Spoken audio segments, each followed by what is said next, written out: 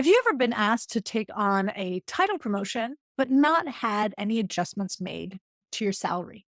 How about being asked to step in, take on a secondary role, secondary project, or division without a reassessment of your responsibilities and your remuneration? If you've run into this issue and you found yourself feeling exhausted, burnt out, frustrated, and way in over your head, then you're going to want to watch this video.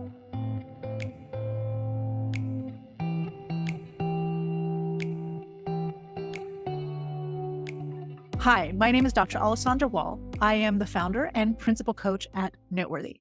Noteworthy specializes in accelerating, elevating, and supporting the careers of executive women in STEM and in finance.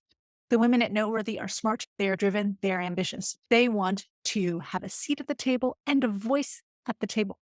They want to be very well paid for the value that they bring to their organizations, and they want to be recognized for the impact that they are making. The other day, one of my Noteworthy women and I were having a conversation about a recent role that she was tasked with at work. Basically, her boss had resigned, and her boss's boss had come to her and asked her to step into his shoes. Now, here's the catch. She wasn't given a promotion. She was asked to take both roles on at the same time, her current role and his role, until they found somebody new. A process that they thought was going to take, at the very least, 9 months.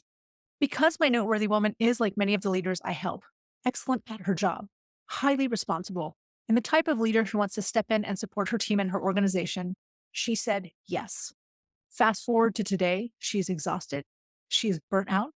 She is falling behind. She is not meeting her deadlines and her expectations. The quality of her work has gone down, and a job that she once loved has now become one that she resents and is starting to hate.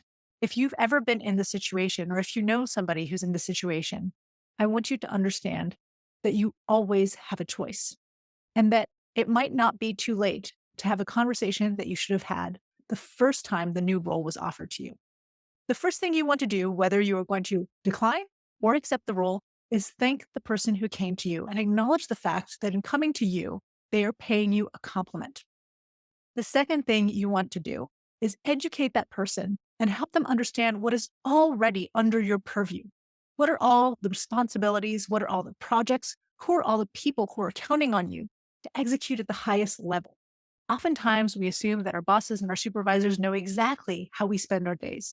It's rarely the case. Now, here's where the tricky part comes. If you want to decline the role, then you want to explain to the person you're talking to that in order to maintain the quality of work, in order to continue doing your job well and responsibly, you are not able to take on any more responsibilities. If for any reason the opportunity cannot be declined, it is made clear to you that you just have to take this on. Or maybe for one reason or another, you feel like you want to take on the extra work. The next step would be to, instead of saying no, start negotiating the terms of your work and the compensation. So when we talk about negotiating the terms of your work, what I would recommend doing is getting a comprehensive outline of all your current responsibilities and all the projects and objectives that fall under your current role, making sure you have that same information about the secondary role, sitting down with decision makers and understanding which of those objectives are top priorities, and discussing what can be dropped or what can be delegated to other people. The reality is you cannot do two people's jobs. And if you position yourself to do that, the likely outcome is burnout for you, but also a mediocre accomplishment on the work level. Once you have sat down and you have clearly outlined what your new set of responsibilities is going to be, the terms that you want for taking on this dual role, the next thing you need to do is start discussing compensation.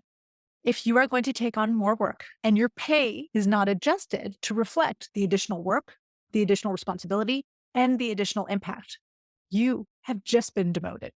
So if it's a permanent role, you definitely want to do this. But even if it's a temporary situation, you want to talk about a salary adjustment or a bonus or any kind of compensation, again, for the added work and the added responsibility.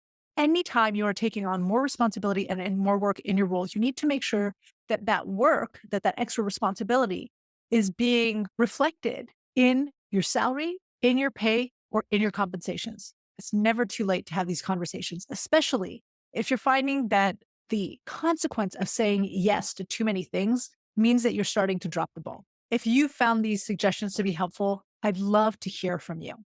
And I'd also like to know, have you ever been put in a situation where you've been asked to take on double the work, double the responsibilities without an adjustment to your expectations or your compensation?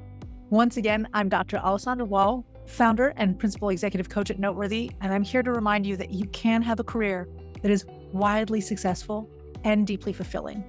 It's just about making sure that your success comes on your terms.